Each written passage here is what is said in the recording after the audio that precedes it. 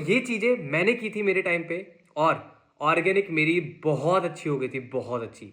ठीक है? यही चीज़ आपको करनी है। इससे रिलेटेड जो भी मेरे को सोर्स लगता है ना कि यार तुम्हें ये करना चाहिए, वो मैं ऑलरेडी टेलीग्राम पे डालता रहता हूँ। तो आप लोगों को कुछ भी अपडेट चाहिए तो आप लोग वहाँ पे जा सकते हैं, अपडेटेड रह सकते हैं। ठीक है? सो आज आपकी ऑर्गेनिक केमिस्ट्री से रिलेटेड कुछ ऐसी रियलिटी आपको दिखाने वाला हूँ कि जो आप लोग सोचते हैं कि यार मुझसे न्यूमेरिकल क्यों सॉल्व नहीं होते, मुझे ऑर्गेनिक क्यों समझ नहीं आती।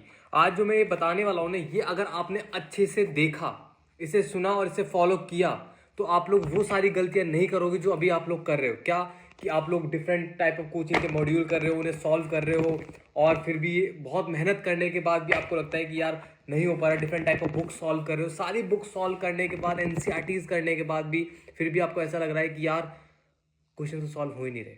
बट उससे पहले मैं आपको ये बताना चाहूंगा कि क्या आपको पता है ऑर्गेनिक केमिस्ट्री आपकी केमिस्ट्री में सबसे ज्यादा वेटेज है। आपके अगर एनालाइज करोगे ना तो 20 to 15 क्वेश्चन आपकी ऑर्गेनिक केमिस्ट्री से आते हैं। तो उसमें अगर मैं 20 क्वेश्चन एवरेज लेके चलता हूं तो 20 में से 5 क्वेश्चन ऐसे होते हैं जो आपके रिएक्शन बेसिस पे आते हैं और रिमेनिंग आपके 15 question direct theory based question, statement wise question आते हैं। बट आज आपकी जो प्रॉब्लम है ना पूरी सॉल्व कर दूंगा। बट द थिंग इज आपको पूरा ही अच्छे से सुनना है और इसे फॉलो भी करना है। तो सबसे इंपॉर्टेंट देखो, जो बेसिक्स से मैं इसमें बताने वाला हूं, सबसे इंपॉर्टेंट है कि भैया आपको पहले तो वो चैप्टर्स पता होना चाहिए जिससे आपका ऑर्गेनिक का बेस बनता हो। वही चैप्टर इतने इंपॉर्टेंट होते हैं क्योंकि हम लोग वो 11th में कर लेते हैं, बट उससे पहले आपको ये पता होना चाहिए कि यार ऑर्गेनिक का बेस कैसे बनता है। क्योंकि अगर आपने ऑर्गेनिक का बेस नहीं बनाया ना तो 12th क्लास की ऑर्गेनिक में आप लोग स्टैंड नहीं कर सकते, आपको सिंगल वर्ड समझ में नहीं आएगा। तो इसीलिए पहले मैं आपको बेसिक चैप्टर बताऊंगा कैसे करने, क्यों करने, और वही बेसिक चैप्टर क्यों है और उनमें हर चैप्टर में आपको ऐसा क्या सीखने को मिलेगा जो आपके ऑर्गेनिक केमिस्ट्री को स्ट्रांग बनाएंगे। तो पहले बात करता हूं नॉमेनक्लेचर, जीओसी 1 एंड जीओसी 2। ये 3 चैप्टर्स आपके ऑर्गेनिक का बेस है, बेस। और क्या क्या करना है इनको स्ट्रांग करने के लिए वो भी मैं बताने वाला हूं। तो सबसे पहले नॉमेनक्लेचर। देखो, नॉमेनक्लेचर एक ऐसा चैप्टर है जिसको आप 1 से 2 दिन के अंदर कवर कर सकते हैं। इसमें बच्चा क्या सोचता है कि इसे डिटेल में पढ़ना इंपॉर्टेंट है। नहीं, ऐसा कुछ भी नहीं है। आपको सिर्फ नेमिंग करना आना चाहिए। ठीक है? पहला आपको क्या, नेमिंग ऑफ कंपाउंड, आपको कंपाउंड का नेमिंग करना आना चाहिए। सेकंड फॉर्म, आपको आइडेंटिफाई करना आना चाहिए कि अगर आपको कोई कंपाउंड दे दिया जाए लाइक बेंजीन, अगर उसके कोई भी group ortho Meta para position में कोई भी ग्रुप लगा दिया जाए तो आपको पता होना चाहिए कि उसका नेमिंग क्या होगा। थर्ड, आपको बेसिक्स ऑर्गेनिक केमिस्ट्री, लाइक जो आपको ऑर्गेनिक केमिस्ट्री में रिएक्शन मैकेनिज्म, जो कंपाउंड जो यूज होने वाले हैं वो आपको नेमिंग, क्या भैया ये दो रिएक्टेंट रिएक्ट करेंगे और प्रोडक्ट फॉर्म करेंगे, इसका नेमिंग क्या होगा, वो इंपॉर्टेंट है। सेकंड, थर्ड, फोर्थ पॉइंट सबसे इंपॉर्टेंट है इस टाइम पे। जो एग्जामिनर सबसे ज्यादा फोकस कर रहा है ना, वो इस पे फोकस कर रहा है कि आप लोग ये सोचते हो कि ऑर्गेनिक केमिस्ट्री में 2 कंपाउंड होंगे, उनको रिएक्ट कराना पड़ेगा, रिएजेंट होगा और हम प्रोडक्ट बना देंगे। तो क्या अगर 2 बेंजीन को रिएक्ट कराएंगे तो फाइनल प्रोडक्ट भी बेंजीन होगा? नहीं। अब एग्जामिनर क्या बंद करता है कि आपको वो जो प्रोडक्ट, जो बेंजीन रिंग है, उनके आपको नेम देता है, उन नेम को आपको रिएक्ट कराना पड़ता है और देन उसके बाद जो प्रोडक्ट बनता है वो भी नेम ही होता है। वो आपको 4 ऑप्शंस में आइडेंटिफाई करना पड़ता है। तो थोड़ा सा टफ बना दिया, तो इसलिए आपको नॉमेनक्लेचर बहुत इंपॉर्टेंट है, राइट। अब आते हैं जीओसी 1। जीओसी 1 बहुत इंपॉर्टेंट है। क्यों? पहले तो आपको रिएक्टिविटी इसमें सिखाई जाती है। आपको यह बताया जाता है कि अगर भैया 2 बेंजीन रिंग है, दोनों को एक दूसरे के साथ रिएक्ट करना है, तो सबसे पहले कौन सी बेंजीन रिंग किस पे अटैक करेगी, किसका ऑर्थो मेटा पैरा पोजीशन में जो ग्रुप है वो कहां पे किसके पास जाएगा, ये आपको एक जीओसी 1 में सिखाया जाता है। सेकंड, आपको सिखाया जाता है basic and acidic nature. Basic और एसिडिक नेचर बहुत इंपॉर्टेंट है। अगर कोई रिएक्टेंट, कोई कंपाउंड है, अगर वो एसिड और बेस के साथ रिएक्ट कर रहा है तो उसको पता होना चाहिए कि यार कैसे रिएक्ट कराते हैं और बेसिक कंपाउंड कौन सा है, एसिडिक कंपाउंड कैसा है। Third point, stability of product. ठीक है? तो आपको जीओसी 1 में और क्या सिखाया जाता है, आपको स्टेबिलिटी। होता क्या है कि अगर आप लोग दो रिएक्टेंट को रिएक्ट कराते हो, ठीक है, 2 रिएक्टेंट है, रिएजेंट्स है, उनको रिएक्ट कराते हो और एक प्रोडक्ट फॉर्म करते हो, तो एग्जामिनर आपसे ये पूछता है कि भैया प्रोडक्ट तो बहुत सारा फॉर्म हुआ, बट इसमें सबसे ज्यादा स्टेबल कौन सा है। तो अगर आपको ऑर्थो मेटा पैरा की पोजीशन की सबसे अच्छी, लाइक जो भी उनके आइडेंटिफाई फीचर्स हैं, स्टेबिलिटी फीचर है, अगर आपको आते हैं तो ही आप लोग फाइंड कर पाएंगे कि यार ये सबसे ज्यादा स्टेबल प्रोडक्ट है।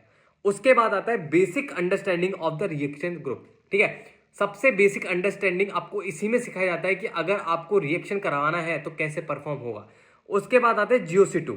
ठीक है? जीओसी 2 क्यों इंपॉर्टेंट है? देखो, जीओसी 2 में सबसे इंपॉर्टेंट है आपको रिएक्शन मैकेनिज्म सिखाया जाता है जो आपके 12th क्लास में ओवरऑल 12th क्लास में जितने भी ऑर्गेनिक के चैप्टर्स है जिसमें आपको रिएक्शंस के बारे में alcohol, phenol, ether, aldehyde, ketone, जो भी रिएक्शंस होती हैं उसमें जो भी रिएक्शन मैकेनिज्म्स लगते हैं वो सारे बेसिक्स मैकेनिज्म, इंपॉर्टेंट मैकेनिज्म आपको जीओसी 2 में सिखाया जाता है।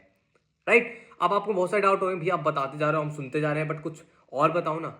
इनसे रिलेटेड जो ये टॉपिक, जो चैप्टर्स मैं बता रहा हूं ना, इनके बेस्ट वीडियो लेक्चर्स मैं ऑलरेडी डाल चुका हूं मेरी टेलीग्राम पे, आप लोग वहां पे जाके ले सकते हो। बहुत इंपॉर्टेंट है, क्योंकि वो फॉलो करना इसलिए इंपॉर्टेंट है बिकॉज वो एनसीईआरटी से बिल्कुल कनेक्टेड है। देन उसके बाद आता है how to approach reaction. GOC 2 में आपको यह सिखाया जाता है कि अगर आपको रिएक्शन परफॉर्म करवानी है तो आपको कैसे सोचना है कि वो रिएक्शंस हो जाए। वो रिएक्टेंट, दो रिएक्टेंट रिएक्ट करके कैसे प्रोडक्ट फॉर्म करते हैं वो आपको पता होना चाहिए, कैसे आइडेंटिफाई करना है वो सब कुछ सिखाया जाता है।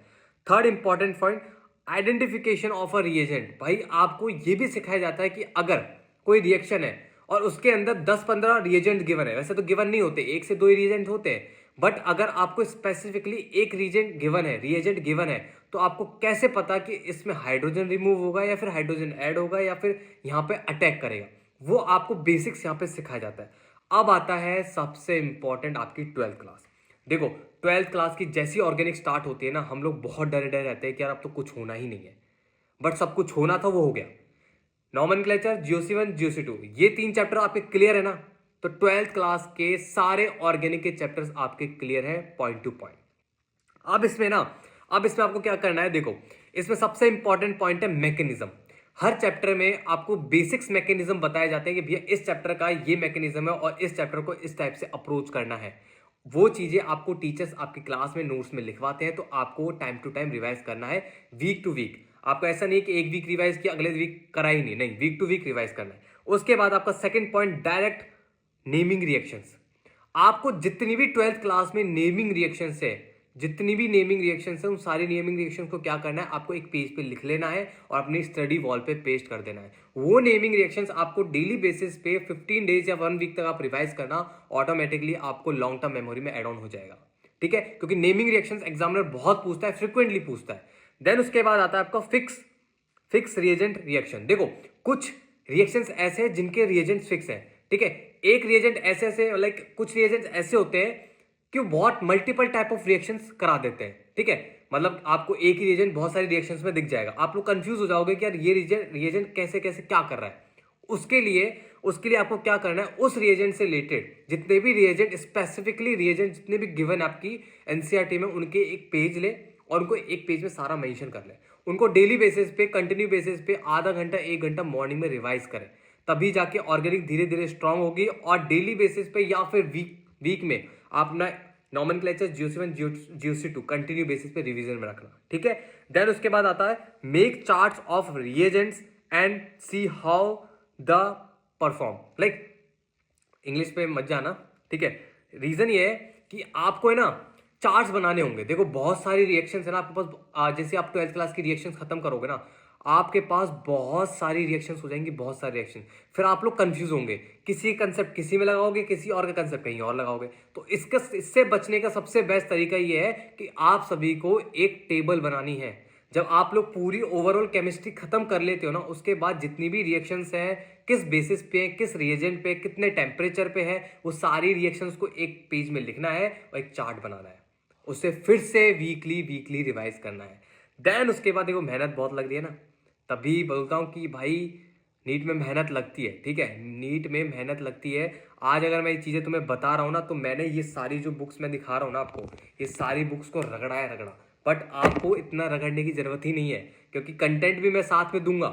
टेलीग्राम पर आपको कंटेंट भी सारा मिलेगा, ये सारा कंटेंट आपको मिलेगा और स्क्रीन पे भी दिख रहा होगा आपको। ठीक है, स्टार्टिंग से ही दिख रहा होगा, मैं बोल नहीं रहा था। ठीक है, उसके बाद आता है क्वेश्चन प्रैक्टिस। देखो ऑर्गेनिक केमिस्ट्री में अगर बच्चा कंसेप्ट क्लियर कर लेता है तो उसको सेकंड जो चैलेंज फेस करना पड़ता है कि यार क्वेश्चन प्रैक्टिस कहां से करें। ठीक है, क्वेश्चन प्रैक्टिस कहां से करें। फिर क्या करता है, different type of books approach करता है, उन बुक्स को करता है। वहां पे फिर मतलब वेस्टेज ऑफ टाइम है, कुछ समझ नहीं आता है, 1-2 पेज पलटता है, सॉल्व करता है, उसके बाद छोड़ देता है। तो वेस्टेज ऑफ टाइम है, वेस्टेज ऑफ मनी। बट जो चीजें सोर्सेज में बता रहा हूं वहां से फॉलो करना, क्योंकि वहीं से 98% पेपर्स में क्वेश्चंस आते हैं। राइट, तो आपके सबसे इंपॉर्टेंट है एनसीईआरटी एग्जाम्पल्स। देखो जितने भी एनसीईआरटी के अंदर एग्जाम्पल्स गिवन है वो सारे एग्जाम्पल्स आपको बहुत अच्छे से लिख लिख के मल्टीपल टाइम प्रैक्टिस करने हैं, क्योंकि वही पेपर्स में रिपीट होते हैं। आप जब लास्ट ईयर का पेपर एनालाइज करोगे ना, तो आपको ये मिलेगा कि भैया वही क्वेश्चन जो एग्जाम्पल्स हैं एनसीईआरटी में, जो एग्जाम्पल्स हैं वही बार बार में रिपीट हो रहे हैं, बट क्या रिएजेंट, प्रोडक्ट और उनके जो रिएक्टेंट है बस उनको मॉडिफाई कर दिया जाता है, उनके जो ऑर्थो मेटा पैरा पोजीशन वो चेंज कर दी जाती है, बस इतना सा चेंज होता है और कुछ चेंज नहीं। सेकेंड इंपॉर्टेंट सोर्स है आपका एनसीईआरटी एग्जाम्पलर। देखो, ऑर्गेनिक के लिए एनसीईआरटी एग्जाम्पलर मस्ट है, मस्ट है, मस्ट है। दिखा देता हूं अगर मेरे पास होगा, ठीक है। तो एनसीईआरटी एग्जाम्पलर बहुत इंपॉर्टेंट है। वाई एनसीईआरटी एग्जाम्पलर इसलिए इंपॉर्टेंट है क्योंकि ऑर्गेनिक में जो 15 क्वेश्चन आते हैं ना आपके थ्योरी बेसिस पे, वो सारे क्वेश्चन आपके एनसीईआरटी एग्जाम्पल से आते हैं, एग्जाम्पलर से आते हैं। तो वहां पे आपको association reasoning question, statement wise question, आपको match the column question, tabular form question, सारे क्वेश्चन उसमें गिवन है। तो आपको वो अप्रोच करना है सेकेंड टाइम, ठीक है, मस्ट है, मस्ट। देन उसके बाद पीवाईक्यूज। देखो, पीवाईक्यूज आपको प्रैक्टिस करना इसलिए इंपॉर्टेंट है क्योंकि क्वेश्चंस एज इट इज वहीं से फ्रेम होके आते हैं, वही कंसेप्ट रिपीट होते हैं और उनको थोड़ा मॉडिफाई करके आते हैं। उससे आपको क्या पता लगता है कि यार एग्जामिनर क्या सोच के क्वेश्चंस बना रहा है, तो उसके बेसिस पे आप लोग अपने क्वेश्चन प्रैक्टिस इंक्रीज कर सकते हो, अपना रिवीजन, नंबर ऑफ रिवीज इंक्रीज कर सकते हो और अपना एक सिलेक्टेड क्वेश्चंस को अप्रोच कर सकते हो, राइट। देन उसके बाद आता है जेईई मेंस पीवाईक्यू। ये चीजें नहीं करते। ये जो चीज मैं बता रहा हूं ना, JEE Mains PYQs maximum students नहीं करते हैं, बट आपको करना है। देखो, जेईई मेंस, आप लोग ये मत सोचना कि जेईई मेंस टफ होता है नीट से, तो इसलिए हम जेईई मेंस के पेपर्स नहीं करेंगे, नहीं। जेईई मेंस का पेपर का लेवल और नीट के पेपर का लेवल 80-90% सिमिलर होता है। और मैं तुम्हें ये बता देता हूं कि जेईई मेंस के जो पेपर होते हैं ना, उनके पेपर उठाना, केमिस्ट्री और फिजिक्स के एनालाइज करना और एनालाइज करके ये देखना कि उसी ईयर, जिस ईयर आपका ने जेईई मेंस का पेपर एनालाइज किया, उसी ईयर का आप नीट का पेपर देखना, आपको 80-70% क्वेश्चन एज इट इज मिल जाएंगे without any value change, as it is, ठीक है। तो ये मस्ट है करना, फिजिक्स और केमिस्ट्री के लिए करना। देन उसके बाद आता है क्लास नोट्स। देखो यार, क्लास नोट्स बहुत इंपॉर्टेंट होते हैं क्योंकि एक जो टीचर है जिसने आपको पढ़ाया है, उसने बहुत एफर्ट लगाया उनको बनाने में और आपको समझाने में। तो क्लास नोट्स तो आपको मल्टीपल टाइम रिवाइज करना है, जितना आप कर सकते हो करना चाहिए, ठीक है। तो ये चीजें मैंने की थी मेरे टाइम पे और ऑर्गेनिक मेरी बहुत अच्छी हो गई थी, बहुत अच्छी, ठीक है। यही चीज आपको करनी है। इससे रिलेटेड जो भी मेरे को सोर्स लगता है ना कि यार तुम्हें ये करना चाहिए, वो मैं ऑलरेडी टेलीग्राम पे डालता रहता हूं। तो आप लोग को कुछ भी अपडेट चाहिए तो आप लोग वहां पे जा सकते हैं, अपडेटेड रह सकते हैं, ठीक है। और कुछ भी हेल्प चाहिए ऑर्गेनिक केमिस्ट्री से रिलेटेड, यू कैन इजीली आप लोग मुझसे पूछ सकते हैं, डायरेक्टली मुझे पर्सनली कांटेक्ट कर सकते हैं, ठीक है। So all the best and अच्छे से प्रिपरेशन करें।